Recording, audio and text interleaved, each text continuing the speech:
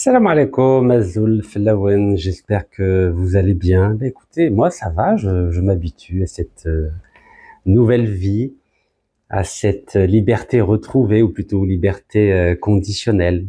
Alors aujourd'hui, je vais vous parler de la stratégie de l'État français de diviser pour mieux régner.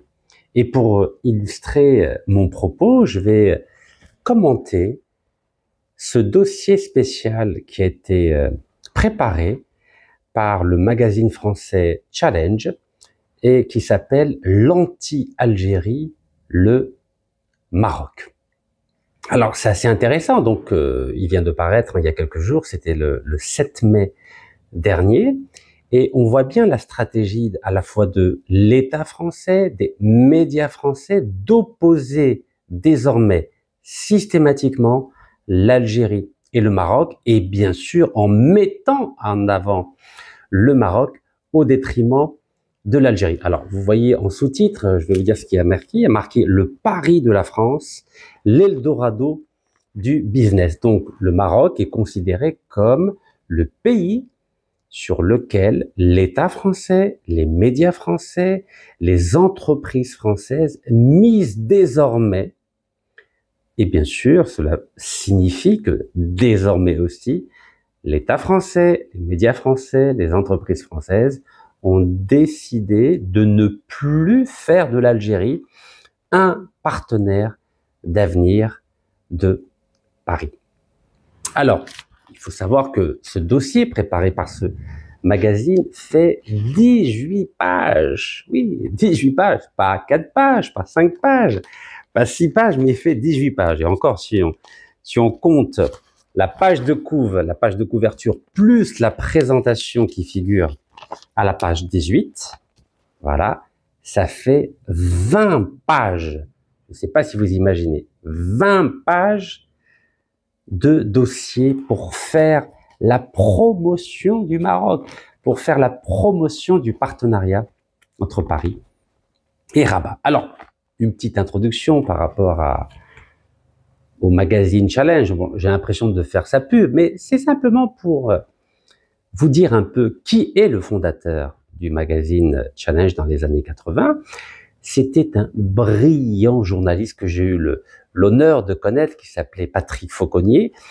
Et Patrick Fauconnier, qui est le fondateur du magazine Challenge, a été le premier qui a écrit un article sur moi. Voilà, à l'époque, j'essayais de publier avec mon ami d'enfance de Choisy-le-Roi dans le Val-de-Marne, un livre sur la bourse. Car figurez-vous que le premier livre que j'ai écrit, c'était un livre sur la bourse et notamment un livre sur les scandales financiers du projet Eurotunnel et Eurodisney. Alors Eurotunnel, c'est le transport ferroviaire sous-marin entre la France et l'Angleterre, et Eurodisney, c'est l'installation du parc de loisirs américain en région parisienne. Donc, je sais que vous n'avez pas l'habitude de m'entendre parler de finance, de bourse, mais en tout cas, déjà, c'était en 95, donc ça fait 30 ans, Patrick Fauconnier, le fondateur de Challenge, avait écrit un article en 2 pages, c'était pas 20 pages, c'était déjà pas mal à l'époque, hein, j'avais à peine 23 ans, et ça s'appelait La longue marche de Rachid et de Léonard. Donc Patrick Fauconnier, c'était vraiment un homme formidable, il est mort à 81 ans, c'était en 2020, à l'époque du Covid. Alors aujourd'hui, qui est le responsable de ce magazine? Alors c'est l'ancien PDG du Nouvel Observateur. Vous savez que le Nouvel Observateur avait été créé par Jean Daniel et par Claude Perdriel, et c'est Claude Perdriel qui assure la direction de ce magazine, et son directeur de la rédaction, je le connais aussi, il s'appelle Pierre-Henri de Menton, donc je sais que vous ne pouvez pas voir parce que c'est très petit, Pierre-Henri de Menton. Et Pierre-Henri de Menton m'avait demandé en 2000 de rédiger un article sur comment je voyais l'évolution des actions de Eurotunnel et d'Eurodisney, car à l'époque, ces actions avaient connu une baisse vertigineuse. Et figurez-vous, et oui, je sais que c'est étonnant, car je n'en parle jamais, j'étais le des actions Eurotunnel et Eurodisney. À l'époque, j'étais en contact avec notamment le baron Albert Frère. C'était la première fortune de Belgique et régulièrement, nous avions ce qu'on appelle une correspondance épistolaire pour parler de bourse et d'entreprise. Voilà, ça c'était mon ancienne vie. Voilà, à l'époque, je m'occupais davantage de finances, de bourse que d'Algérie ou des relations entre Paris et Alger. Donc, cette introduction ayant été faite, maintenant, abordons ce dossier du magazine Challenge qui, à vrai dire, n'est pas véritablement un dossier journalistique. Ça s'apparenterait davantage à du publi-reportage. Alors, ça veut dire quoi, publi-reportage? Publi, c'est-à-dire publicité, et reportage, c'est-à-dire un journaliste qui écrit un article ou qui prépare un dossier sur une thématique. En clair, ce dossier préparé par le magazine Challenge est de la publicité et pour le Maroc et pour les relations entre le Maroc et la France. Et l'ensemble des autres médias français ont une autre mission, c'est de dézinguer, de massacrer, de torpiller l'image de l'Algérie à travers les médias français pour que l'opinion publique française considère l'Algérie comme l'ennemi numéro 1 de la France. Alors maintenant, on va voir les différentes parties de ce dossier pour que vous preniez conscience un peu de ce qui se passe aujourd'hui en France et la stratégie que la France essaie d'adopter à l'égard de notre pays pour essayer de la discréditer, pour salir en quelque sorte notre pays. Allez, bismillah. Alors, l'entête de ce dossier, vous voyez, c'est assez éloquent, Alors, le titre, c'est « La France capitalise au Maroc, mais perd l'Algérie ». Ça, c'est une façon assez sibylline de présenter les choses. Alors là, on voit bien, lors de la visite d'État du président français Emmanuel Macron au Maroc, en compagnie donc du roi Mohamed VI. Et là, vous voyez, le président algérien Saad Abdelmajid Tebboune avec le président français. Donc, c'était au sommet du G7 en Italie, donc en 2024. Vous voyez les deux images? Alors, d'un côté, on a le président français Emmanuel Macron qui se considère un peu comme le nouveau César, hein, vous voyez, il se comporte comme un nouveau César avec un roi du Maroc très affaibli. Et de l'autre côté, on voit une histoire d'amour, mais ça c'est côté main.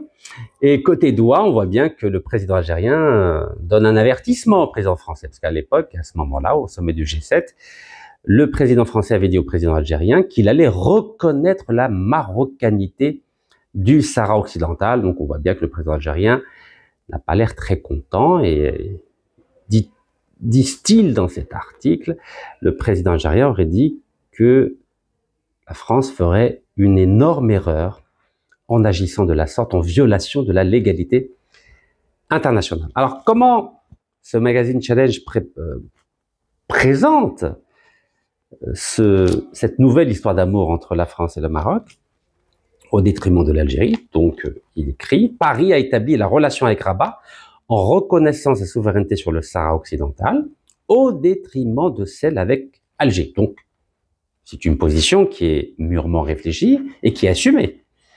Plongé dans les coulisses d'un psychodrame diplomatique aux énormes enjeux économiques. Bon, alors, sur le plan économique, que dit Challenge? Le magazine Challenge dit que les exportations du Maroc, plutôt du Maroc, oui, vers la France est 7,4 milliards de dollars, et les importations, c'est exactement kiff-kiff, 7,4 milliards, alors que les exportations françaises vers l'Algérie, c'est 4,8, alors que les importations sont beaucoup plus importantes, c'est 6,3 milliards. Donc, en clair, ce magazine dit que la France a plutôt intérêt à faire du commerce avec le Maroc plutôt qu'avec l'Algérie. En plus, il rajoute une information sur les investissements de la France au Maroc, c'est 8,1 milliards, alors que les investissements de la France en Algérie, c'est que 8 milliards. Donc, en clair, pour des raisons économiques, Paris aurait fait le choix d'un partenariat avec le Maroc plutôt qu'avec l'Algérie. Donc ça, c'est pour l'aspect économique. Pour l'aspect diplomatique ou africain, dans cet article, il se pose la question, pourquoi ce basculement? Et ils disent, nous étions en train de perdre le Maroc, alors il fallait sortir de ce cycle de crise indépendamment de l'Algérie, explique un diplomate. Et il dit que le Sahara occidental est le prisme à travers lequel les Marocains voient leur environnement. Et puisque c'est la condition sine qua non pour développer un partenariat avec le Maroc, il fallait reconnaître la marocanité du Sahara occidental. Donc vous voyez, c'est un peu simpliste quand même comme analyse, mais on va poursuivre. Mais il y a un autre facteur plus important, c'est le Sahel. Ils disent que le Sahel, c'était vraiment l'élément déclencheur. Et dans cet article, ils font parler un chercheur de l'Institut d'études de sécurité à Dakar, qui s'appelle Abdelkader Abdelrahman, et il dit que pour reprendre pied en Afrique, comme vous le savez, la France est totalement désavouée en Afrique de l'Ouest, donc pour reprendre pied en Afrique, la France avait besoin de son allié marocain. Qu'est-ce que ça veut dire pour parler français? Pour prendre pied en Afrique, la France avait besoin de son allié marocain. Donc très clairement, la France utilise le Maroc comme un proxy pour défendre indirectement ses intérêts dans toute l'Afrique de l'Ouest. Car comme vous le savez, le Maroc est très bien implanté en Afrique de l'Ouest. J'ai eu l'occasion en septembre 2023 de faire un voyage dans 8 pays d'Afrique de l'Ouest avec mon fils Iskander. Et en effet, la présence marocaine, notamment dans le secteur bancaire, est importante au travers notamment de la Bank of Africa, qui est une filiale de la Banque marocaine du commerce extérieur. Donc on voit bien que derrière ces considérations économiques, il y a d'abord et surtout des considérations géopolitiques pour que l'image de la France, pour que les intérêts de la France qui sont en ce moment sujets à rediscussion ne disparaissent pas et la France donc s'appuie sur le Maroc pour continuer à faire la promotion et de l'image de la France et surtout de la préservation des intérêts français en Afrique de l'Ouest.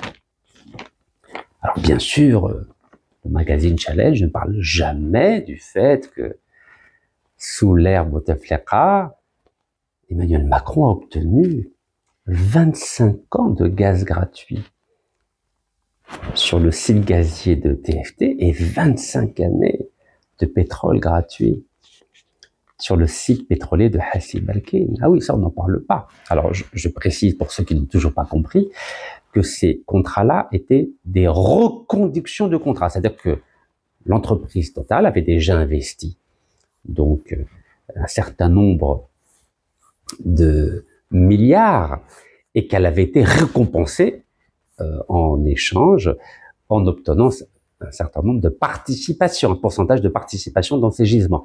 Mais c'était fini à partir du moment où Total avait investi dans ces gisements pétroliers et gaziers. En échange, pendant 20-25 ans, elle avait eu une part des bénéfices de ces gisements de gaz et de pétrole. Donc, normalement, après la fin de cette période de 20 à 25 ans, c'était l'Algérie qui devait récupérer 100% des revenus de ces gisements de gaz et de pétrole. Mais non, la multinationale Total a fait pression sur l'Algérie, pression médiatique, pression politique, pression juridique et pression militaire.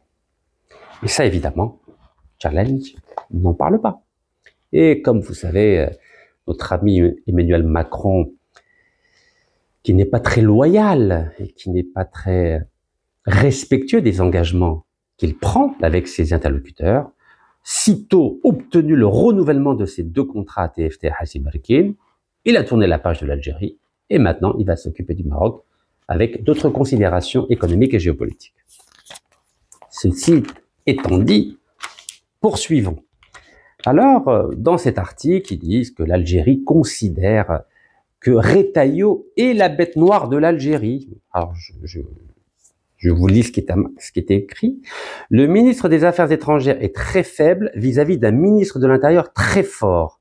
lancée dans une lutte indiscriminée contre les binationaux, les Algériens, et le régime déplore Erwan Davout, ex-diplomate, consultant en affaires internationales. Donc Challenge fait parler un ex-diplomate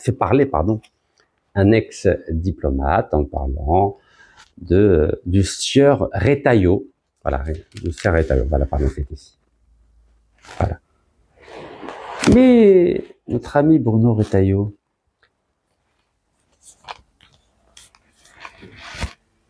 il n'est que le ministre de l'Intérieur du président français. Et d'ailleurs, on veut essayer de montrer qu'il y a une rivalité entre le président Emmanuel Macron et son ministre de l'Intérieur, monsieur Bruno Retailleau. Mais à tout moment, le président de la République peut limoger Bruno Retailleau. Bruno Retailleau n'a pas été élu au poste de ministre de l'Intérieur. Il a été nommé par qui? Par le président de la République française. Pas que ça. Qui a annoncé l'expulsion de 12 diplomates algériens à la fois de la représentation diplomatique et consulaire? C'est pas Bruno Retailleau, c'est le président Emmanuel Macron, avec un communiqué de l'Élysée qui a dit « J'expulse 12 représentants diplomatiques et consulaires algériens de France vers l'Algérie ». C'est pas Bruno Retailleau. Donc je pense qu'il faut mettre fin à cette chimère, à cette pièce de théâtre qui tendrait à laisser croire que Monsieur Emmanuel Macron, oui, il aime beaucoup l'Algérie, c'est pas lui le problème, c'est que Bruno Retailleau. Soyons sérieux. Dans un pays, le chef, c'est le président de la République. Et en France, il s'appelle Emmanuel Macron. L'origine de la crise entre Alger et Paris, c'est pas Bruno Retailleau, c'est Emmanuel Macron, lorsque le 30 juillet 2024, il a reconnu de façon unilatérale la marocanité du Sahara occidental en violation de la légalité internationale. Bruno Retailleau, c'est un homme politique, il profite de la situation, il profite de cette crise pour se mettre en avant, mais n'importe qui aurait fait la même chose. Il y a quelques années, c'était Gérald Darmanin, aujourd'hui, c'est Bruno Retailleau, et à l'époque de Chirac, un homme qui était ministre de l'Intérieur, qui s'appelait Nicolas Sarkozy, et lui-même avait profité de l'après 11 septembre 2001 pour se mettre en avant, et mettre en avant ses actions sur le terrain. Il parlait à l'époque de rupture, et il est devenu, peu à peu, en 2007, président de la République. Voilà, c'est ce qu'on appelle la vie, j'aimerais dire, habituelle d'une vie politique entre des partisans de partis différents qui essaient de se mettre en avant au gré des événements, au gré de la conjoncture politique.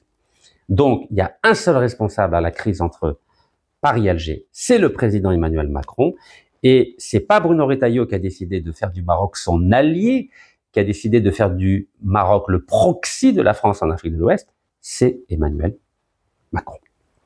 Alors, vous savez, les journalistes français sont intelligents. Quand ils parlent pas en leur nom propre, il faut intervenir des experts, des diplomates, et même des philosophes. Et notamment André Comte-Sponville. Voilà, André Comte-Sponville. André Comte-Sponville peut être considéré comme un épicurien, comme un hédoniste. Alors, il a publié un article qui s'appelle « L'Algérie n'est pas le Vietnam ». Alors d'abord, il commence bien. Il cite Claude Lévi-Strauss, qui était un éminent représentant du mouvement structuraliste, en opposition avec le mouvement, j'aimerais dire, marxiste de l'époque des années 60.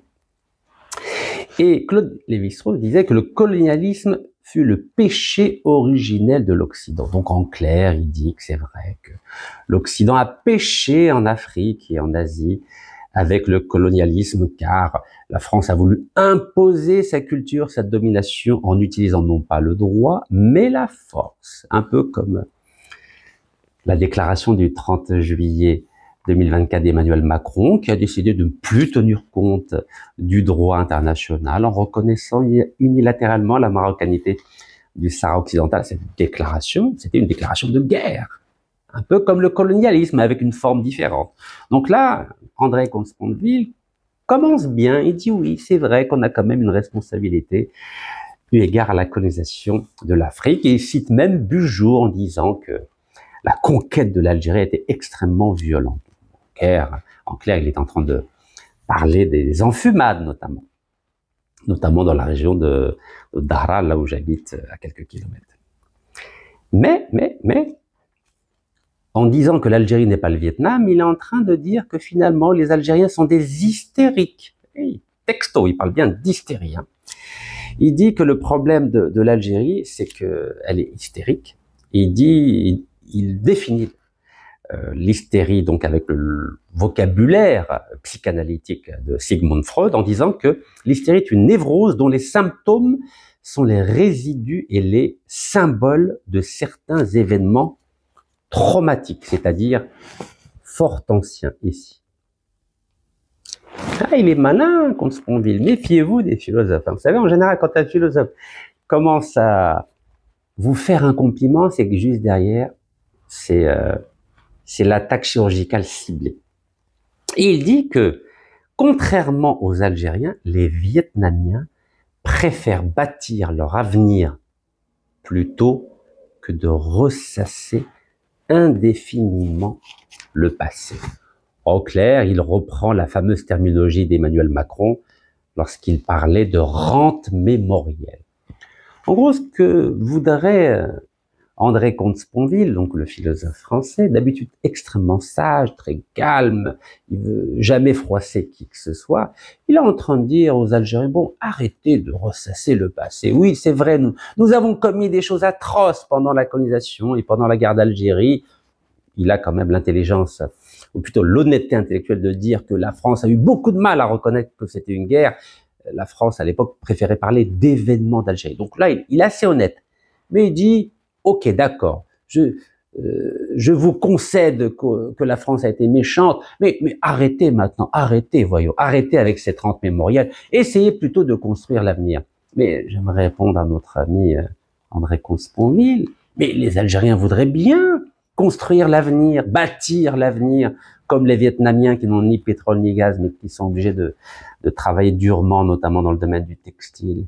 Mais encore faut-il que des grandes multinationales comme Total arrêtent de faire des pressions juridiques, des pressions politiques, des pressions médiatiques et des pressions militaires, notamment avec le général Denis Favier, qui est vice-président de Total, et qui ne recule devant aucun moyen pour obtenir le renouvellement des contrats de gaz et de pétrole. Donc oui, l'Algérie veut bâtir son avenir, construire son avenir, mais il faut que Total cesse de nous menacer. N'est-ce pas, monsieur le philosophe? Allez, je poursuis. Alors là, il dresse un beau tableau de Mohamed VI. Regardez, Mohamed VI. Mohamed VI, regardez comment il est présenté. Il est présenté comme un PDG de l'économie marocaine. Et ils évaluent sa fortune, dit-on, donc en reprenant bien sûr l'évaluation du magazine Forbes, qui évalue les fortunes des grands entrepreneurs de ce monde, entre 5 et 5,7 milliards de dollars. Ouais, c'est une coquette somme quand même. Hein. Vous vous rendez compte? Un seul homme au Maroc détiendrait 5 milliards de dollars. C'est quand même pas mal, hein? 5 milliards de dollars. Alors bien sûr, j'ai tout lu pourtant, hein, j'ai tout lu. Il ne parle pas de 70 milliards de dettes du Maroc, non. Il parle de la fortune, donc du PDG de l'économie marocaine, 5,7 milliards, mais il n'y a pas le pendant de la dette marocaine qui est de 70 milliards de dollars. Non, ça, on n'en parle pas. Alors vous savez qu'il y a quelques semaines a fuité une information sur les salaires des dignitaires marocains. Et donc je ne sais pas si vous avez lu cette information, que le secrétaire particulier du roi, donc ça c'est publié dans la presse marocaine, attention, c'est pas dans la presse algérienne, hein, que les choses soient claires. Donc dans le magazine Tel Quel, il est dit que le secrétaire particulier du roi, qui s'appelle Mounir Majidi, aurait un salaire mensuel de 120 000 euros. Vous imaginez 120 000 euros? Regardez, 1, 2, 0, 0, 0, 0. 120 000 euros. Ah, c'est pas mal, hein. On paye bien les secrétaires particuliers au Maroc. Non, mais c'est bien. Alors, vous savez quel est le salaire moyen d'un Marocain. Vous savez, je connais bien le Maroc. J'ai vécu 3 ans à Marrakech avec ma fille, avec mon fils, pardon. Et ma femme, je faisais l'aller-retour entre le Maroc et l'Algérie pendant la campagne présidentielle algérienne. Bah, c'est autour de 200 euros. Donc là, c'est 120 000 euros. Bon, bah écoutez, si ça convient au peuple marocain, nous, on n'a rien à dire, hein, nous, les Algériens. Cache mouchkel, hein. Tout va bien, tout va bien. Alors, je ne veux pas parler des châteaux qu'il achète. Le roi, il fait ce qu'il veut, vous savez. On va pas te poser la question à Bill Gates qui fait de son argent ou à Elon Musk. Chacun est libre de faire ce qu'il veut. Surtout si les 37 millions de Marocains sont d'accord.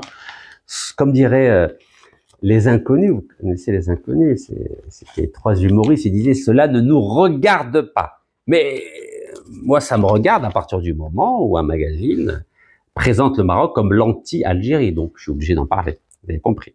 Alors, on continue. Donc, Mohamed VI, PDG de l'économie marocaine.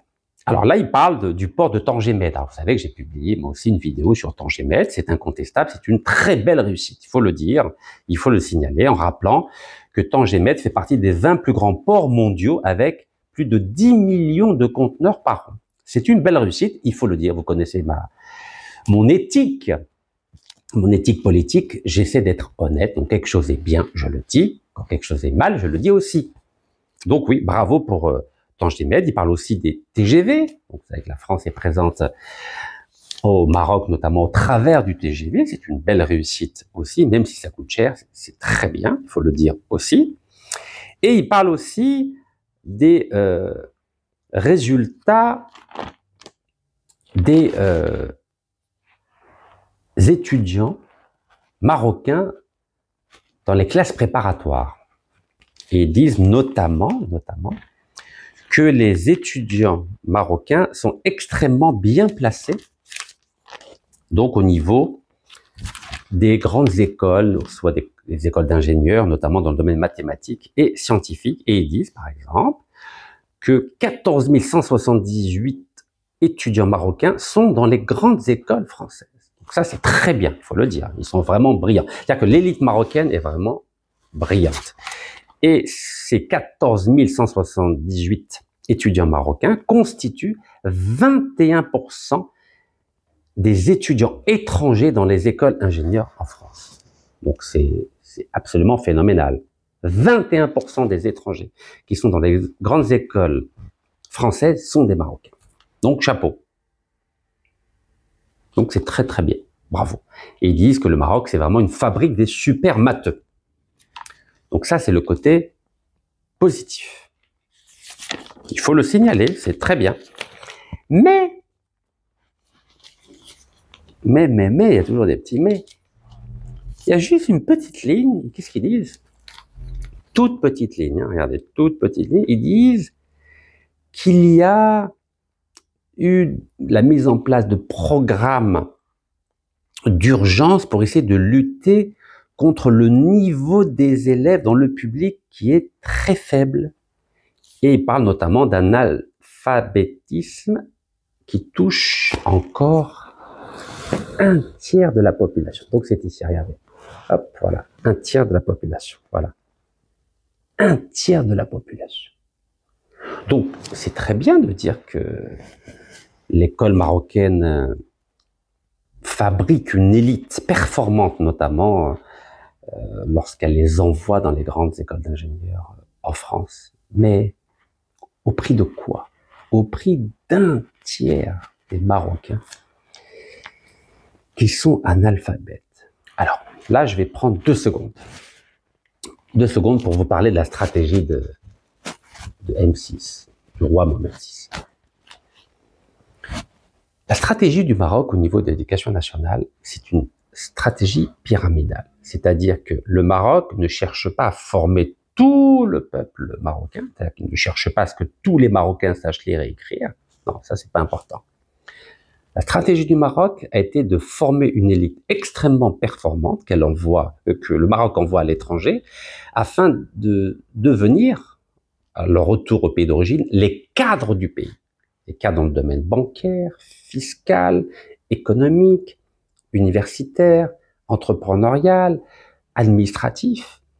Donc, c'est un système qu'on pourrait comparer à l'ancien régime français avant la Révolution française de 1789. Vous savez que la France est devenue la première puissance mondiale en ayant 98% des Français qui étaient analphabètes. Il faut le savoir, ça. Au temps de Louis XVI, en 1789, avant la Révolution française, 98% des Français étaient analphabètes.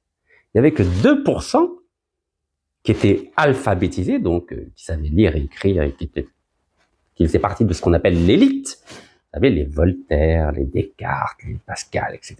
On dit que tout ça, c'est l'élite, mais c'était que 2%. Et donc, c'est en ayant uniquement 2% de gens cultivés, très cultivés, que la France est devenue la première puissance mondiale. Donc ça, c'est les régimes monarchiques. Vous savez que les régimes monarchiques ne cherchent pas à ce que tout le monde sache lire, écrire, comprenne. Non, non. Travailler, l'agriculture ou le textile, ce que vous voulez, mais pas qu'ils réfléchissent trop. C'est ce qu'on appelle un système pyramidal. C'est le système monarchique, à vrai dire. Donc le Maroc s'est inspiré du système monarchique français en disant, bon, au début, je ne cherche pas à ce que tous les Marocains sachent lire et écrire. Non, j'ai juste besoin qu'ils travaillent la terre ou qu'ils travaillent dans des entreprises, donc en sous-traitance des grandes multinationales étrangères. Ce qui m'intéresse, c'est d'avoir une élite extrêmement performante pour être, à vrai dire, le soutien du régime monarchique marocain. C'est exactement le même modèle qu'il y avait en France avant la Révolution française de 1789. Alors, c'est pas que Challenge qui dit cela, hein, regardez. Le magazine tel quel que je viens de citer, magazine marocain.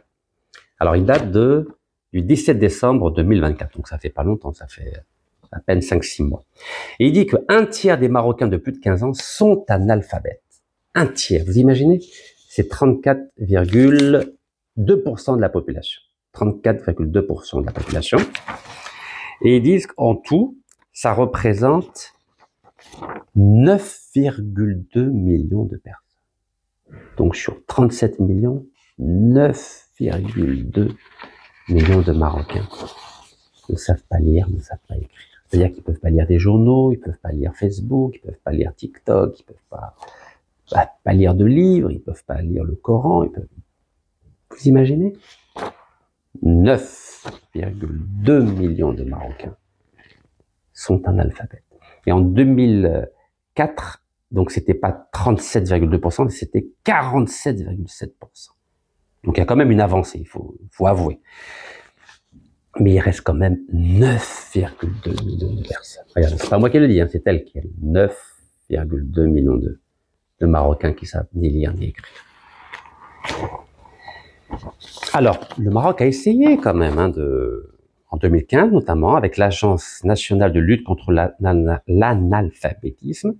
Ils ont reçu une enveloppe de 3 milliards de dirhams, c'est autour de 300 millions d'euros, pour mettre en place un programme d'alphabétisation, mais c'est un échec. C'est un échec.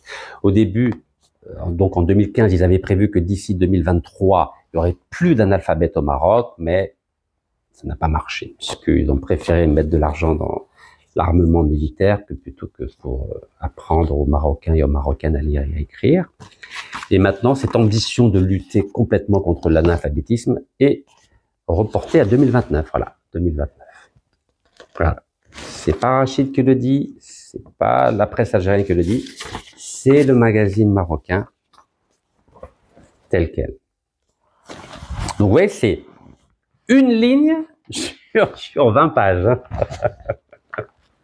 20 pages sur le Maroc, une seule ligne pour dire il y a un tiers des Marocains qui savent pas lire, qui savent pas écrire. Analphabétisme. Bon, on va continuer. Attends, il parle du Sahara. Voilà. Le Sahara occidental, Eldorado à risque. Vous savez que le Maroc a développé beaucoup d'investissements et attiré beaucoup d'investissements pour dire en gros que le Sahara, c'est un peu l'équivalent. Le Sahara occidental, c'est un peu comme le Texas américain. Ouais, c'est magnifique, c'est extraordinaire. Vous voyez, ça va bien, quoi. Et ils disent que ça va devenir la terre promise de l'hydrogène vert. Mais certains notamment un historien qui s'appelle Emmanuel Alcaraz, qui est chercheur associé à Sciences Po. Il dit c'est du colonialisme vert. Bon voilà, un peu de nuance quand même. Hein. Voilà, colonialisme vert. Donc là, c'est colonialisme vert, et juste avant la page d'avant, terre promise de l'hydrogène vert. Voilà, terre promise de l'hydrogène vert.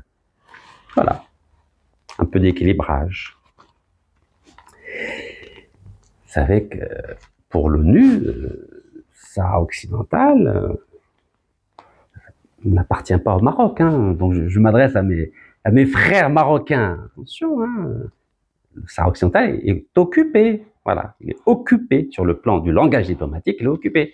Donc on peut développer toutes les propagandes de la terre, il est occupé. Depuis 75, depuis la marche de Berck, de 75. Alors, on continue le jeu très machiavélique des médias français, regardez. Le Maroc caracole et l'Algérie bricole dans l'automobile. Vous avez vu comment la stratégie du diviser pour mieux régner? Le Maroc caracole, c'est-à-dire il est tout en haut, et l'Algérie bricole dans l'automobile. Bon, il s'avère que je connais bien le secteur de l'automobile. Vous savez que j'étais en prison à Chlef pendant 6 mois avec un grand connaisseur, 2 grands connaisseurs, Mohamed Bayri, donc qui était PDG de Fiat Algérie, et Hassan Arbaoui, PDG de Kia Algérie. Donc, vous pouvez imaginer, matin, midi et soir, on parlait que d'automobile. Donc, par la force des choses, j'ai appris à m'y connaître. Donc là, ils citent 2 chiffres. Ils disent qu'il y a un grand écart. Par exemple, Renault produit 413 000 véhicules au Maroc. Regardez, 413 000 véhicules au Maroc. Et ils mettent à côté 0 pour l'Algérie. Voilà, ok. Vous savez que l'Algérie a fermé, en tout cas fermé Renault à Oran, parce que Renault à Oran ne faisait que du montage, ne voulait pas produire des véhicules. Donc au bout d'un moment, l'Algérie dit bon, ça suffit la blague, vous produisez des véhicules Renault au Maroc, et chez nous, vous faites que du montage, donc ça, c'est pas la peine. Et ils parlent de Peugeot, donc Stellantis 6, ils disent qu'au Maroc, c'est 175 000 véhicules par an, et en Algérie, c'est que 18 000. Voilà. Alors bien sûr, ils disent pas que Renault et Peugeot ont profité d'énormes avantages fiscaux en Algérie pour en gros gagner des sous sans prendre aucun risque, avec un investissement extrêmement limité. Et ils ne disent pas non plus que Renault et Peugeot ont préféré le marché marocain, plutôt investir au Maroc, plutôt qu'en Algérie. Ça, bien sûr, c'est pas dit dans l'article de Challenge. On il veut simplement salir l'image de l'Algérie. Alors, il y a une petite phrase sur Carlos Ghosn, qui était l'ancien PDG de Renault, et ils disent pas, bien sûr, qu'il y a eu des magouilles, que Rachida Dati a été payé par Renault autour de 600 à 900 000 euros pour faire du lobbying, pour installer Renault en Algérie. Bon, bref. Ça manque un peu d'objectivité. Hein. Vous savez, si le fondateur du magazine Challenge, Patrick Fauconnier, était encore vivant, il ne serait pas content de la façon dont ces journalistes ont monté ce dossier. Mais voilà, les absents ont toujours tort, n'est-ce pas? Alors, là, il parle, comme je vous l'ai dit, des trains et des ports. Voilà, grosse promotion hein, du Maroc au niveau des trains et des ports. En gros, ce magazine fait juste la promotion des entreprises françaises au Maroc, puisque les ports et les trains à grande vitesse, c'est la France, comme vous le savez. Et il parle aussi, évidemment, du futur stade Hassan II pour la Coupe du Monde qui va être co-organisée par le Maroc, l'Espagne et le Portugal. Donc, en effet, au niveau de la maquette, c'est magnifique. C'est vrai. C'est un fait. Il faut le dire. Des stades pharaoniques pour le mondial de football. Donc, ce stade donc, de Casablanca, donc stade Hassan II, devrait accueillir 115 000 personnes. Un peu comme les magnifiques stades qu'il y a eu au Qatar pour la Coupe du Monde. Voilà, donc, ouais, c'est du publi-reportage. Donc, il parle du cinéma aussi, l'industrie du cinéma, pour dire que l'Algérie avait refusé, par exemple, qu'un film français soit tourné en Algérie. Donc, ils ont imaginé une rue algérienne, mais à Tanger. Voilà. Donc, c'est comme ça. Quand on ne peut pas faire de film en Algérie, ben on va au Maroc en disant que c'est l'Algérie Et ils finissent avec de la gastronomie, voilà, en disant que les chefs étoilés français enforcent dans les palaces. Regardez. Voilà. Ils parlent des Français. Ils ne parlent pas des grands chefs marocains.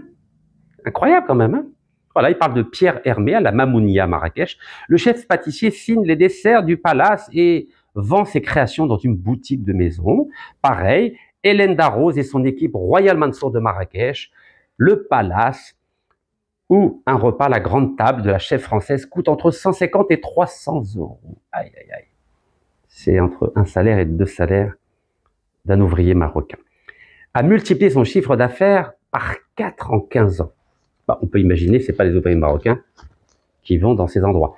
C'est-à-dire que s'ils avaient parlé de la gastronomie marocaine, c'est bien. Puisque quand on voit ça, Maroc, l'anti-Algérie, normalement, on s'attend à voir la promotion du Maroc. Promotion des produits marocains, promotion de la nourriture marocaine, promotion de l'industrie marocaine, etc. Non, non. Dans ce magazine, ils ne font que la promotion des entreprises françaises, des produits marocains et du talent... excusez-moi. Ils font que la promotion des entreprises françaises, des produits français et des talents français. Ils ne parlent pas des talents culinaires marocains. C'est incroyable quand même, regardez. Il n'y a pas un mot sur la gastronomie marocaine. C'est la gastronomie française au Maroc. Donc en clair, parce que là, il finit par ça. Hein, donc après, voilà, il parle d'autre chose. Donc en clair, ce qu'aiment les Français, c'est quoi? C'est la France, le Maroc du protectorat. C'est ça qu'ils aiment. Les Français aiment le Maroc parce que ça leur rappelle le colonialisme en Algérie ou le protectorat au Maroc. C'est-à-dire que ce que les médias français aiment, les hommes politiques français aiment, ce que l'intelligentsia française aime, c'est le Maroc français ou l'Algérie française. Ça, c'est un peu de psychanalytique, puisque c'est eux, hein, c'est André Consponville hein, qui m'a invité à faire un peu de psychanalyse de comptoir. Ben oui, ce magazine-là fait la promotion du Maroc français, du protectorat français au Maroc, c'est-à-dire fait la promotion du Maroc à l'époque où le Maroc était français. Mais vous savez, moi je suis un panafricaniste redoutable et je suis pour une fédération nord-africaine, donc je n'oublie jamais cela de mon esprit. Et là je m'adresse aux Marocains, à mes frères marocains. Je sais que certains Algériens n'aiment pas quand je dis ça, mais que vous le vouliez ou non, le Maroc et l'Algérie, c'est le même peuple, avec la même religion, les mêmes cultures et les mêmes langues. C'est un peuple berbère. C'est un peuple qui parle 2 langues, le tamazight et l'arabe, et c'est un peuple qui va 5 fois par jour à la mosquée. En France, on ne va pas 5 fois par jour à la mosquée. On va à l'église tous les dimanches. Et nous avons un ancêtre commun, que maintenant tous les Marocains, tous les Algériens connaissent. C'est Abdelmoumen El Koumi. Abdelmoumen El Koumi, vous savez, c'était le calife de tous les Nord-Africains, calife des Mauritaniens, des Marocains, des Sahraouis, des Algériens, des Tunisiens, des Libyens, et même des Espagnols en Andalousie. Vous savez qu'il est né à Nodroma. C'est un berbère de Nodroma. Alors je sais que nos frères marocains sont fâchés, que j'ai dit qu'il était calife algérien et commandeur des croyants algériens. Oui, puisque apparemment vous aimez, ou plutôt vous ne revendiquez que la carte géographique du Maroc actuel, c'est-à-dire héritée de la France. Mais moi, je ne respecte pas les cartes héritées de la France. Je respecte les cartes de l'histoire avant la colonisation française et avant la colonisation turque.